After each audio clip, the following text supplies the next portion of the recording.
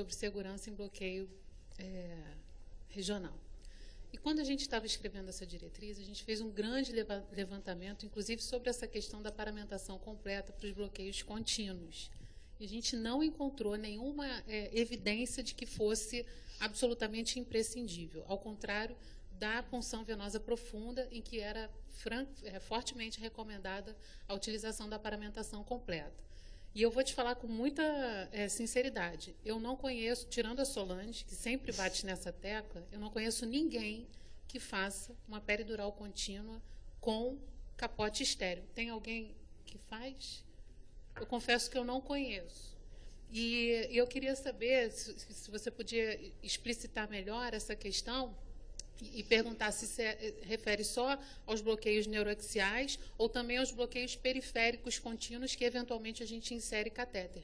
Porque, quando a gente fez essa diretriz, a proposta da paramentação completa para a punção venosa profunda era porque a gente ia acessar diretamente o vaso. E, enquanto que, para os bloqueios periféricos, o tecido adjacente era um tecido muito mais protegido do que a própria circulação. E, por isso, a paramentação não tinha evidência de que mudaria o desfecho do ponto de vista infeccioso. Eu queria só saber o que você tem sobre isso. A Anvisa, nós estamos lá na Anvisa com um grupo de estudos, tá? E exatamente esse grupo de estudos está trabalhando a segurança de cirurgia, né? Cirurgia segura. E já existem indícios de pacientes que, quando foram submetidos a um bloqueio neuroaxial contínuo, esses pacientes vieram a desenvolver um abscesso, uma meningite, alguma coisa assim. Uma coisa que pode fazer diferença no bloqueio contínuo, que pode contribuir para essa asepsia da infecção. pele. Não, a asepsia também. da pele é a própria permanência do catéter, que eu acho que seria um fator a ser considerado nessa, né? Então, assim, a porta de entrada mantida através de catéter, tanto que nos pacientes de dor crônica os catéteres costumam ser tunelizados, mas eu digo, para uma punção normal em que a gente vai tirar o catéter no final do dia ou no dia seguinte, eu não consegui perceber bem a necessidade da paramentação completa. Quando eu coloquei isso, foi exatamente nesse estudo que a Anvisa está fazendo. Os pacientes que eles pegaram foram pacientes que foram colocados o catéter na cirurgia e num prazo de até 1 semana esse catéter foi retirado. Então, eles ainda têm um grupo pequeno, mas eles já estão dando o alerta para nós que estamos diretamente com o grupo trabalhando em cirurgia segura. Então, ainda a gente tem alguns estudos, principalmente do CDC, falando exatamente, se vai se acessar um acesso, né, uma veia profunda, então o procedimento tem que ser o mesmo para um bloqueio neuroaxial contínuo. Então, no CDC, a gente já tem isso bem amarrado. E a Anvisa está com esse grupo de estudos em São Paulo, uma parte de São Paulo, e no Rio de Janeiro tem não, eu acho que é no Sul, fazendo essa pesquisa para poder corroborar essa indicação do CDC. Tá? Assim que tiver alguma coisa fechada, eu passo ou para o Marco Aurélio, ou para a Denise, ou para a Solange também, para vocês poderem questionar em cima disso e até mesmo trabalhar em cima disso. Na mesma tecla da abordagem da asepsia do catéter, da técnica, eu acho que é importante talvez a gente se interrogar não só o momento de que você efetua o bloqueio, mas como que você está manuseando a ponta desse catéter no qual você introduz o anestésico nas doses subsequentes. Talvez isso tenha que ser melhor analisado pelas anestesistas. Como nós estamos lavando nossas mãos? Digamos assim, acho que Oi? Exato. Até para mexer no próprio catéter depois, né? Agora, teve uma das perguntas ali que teve uma porcentagem que não correspondeu ao que seria o aprendizado.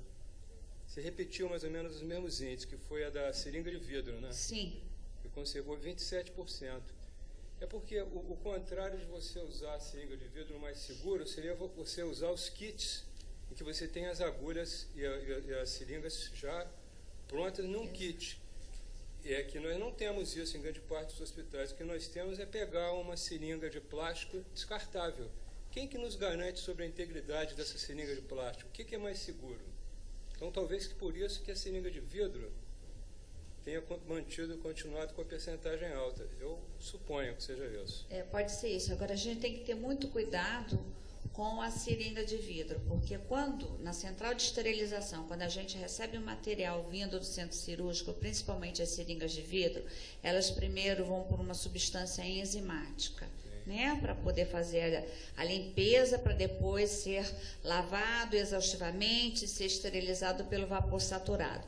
Só que já existe no mercado uma outra substância para limpeza que não é o detergente enzimático, é o detergente alcalino, e detergente alcalino é soda cáustica, e ele é muito mais barato que um detergente enzimático. Na instituição na qual eu chefio a central de esterilização, detergente alcalino não entra, tá? Porque o alcalino é soda cáustica, ele deixa um grande resíduo em todo o material, mas o preço dele é muito mais barato.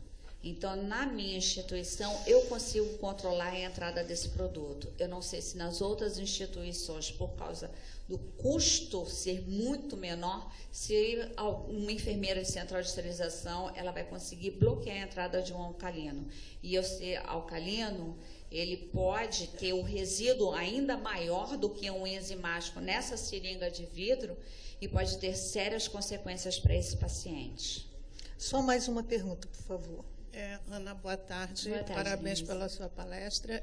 Eu acho que, respondendo um pouco ao que você falou, é que em alguns lugares aqui, em que eles nos apresentam uma bandeja de bloqueio com seringas de vidro, e quando você pede que abram seringas descartáveis, às vezes há uma certa resistência por parte do pessoal de sala.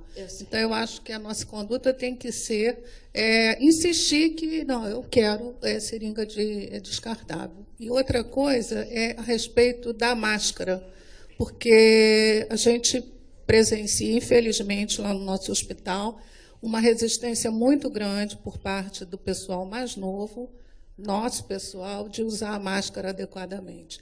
Então, alguns alegam que tem alergia, que tem isso, tem aquilo, e isso é uma coisa muito difícil da gente resolver. Então, às vezes, você passa assim, está o residente sem máscara, você entra na sala, pede, ele põe, você sai, ele põe, tira de novo. Então, eu acho que é muito importante aqui ter uma plateia bastante jovem que, por gentileza, aprendam que a máscara é para ser usada adequadamente. É para não somente proteção do paciente, mas principalmente do profissional. Muito bem. Gente, infelizmente, vamos ter que cessar aqui a nossa discussão pelo adiantado, mas eu não tenho palavras para agradecer a Ana Maria por ter nos feito essa revisão para todos nós, que cada vez mais a gente tem que rever nossos conceitos e as nossas atitudes, em prol de segurança não só do paciente, mas a nossa também. Então, muito obrigada, Ana, tudo de bom e até a próxima.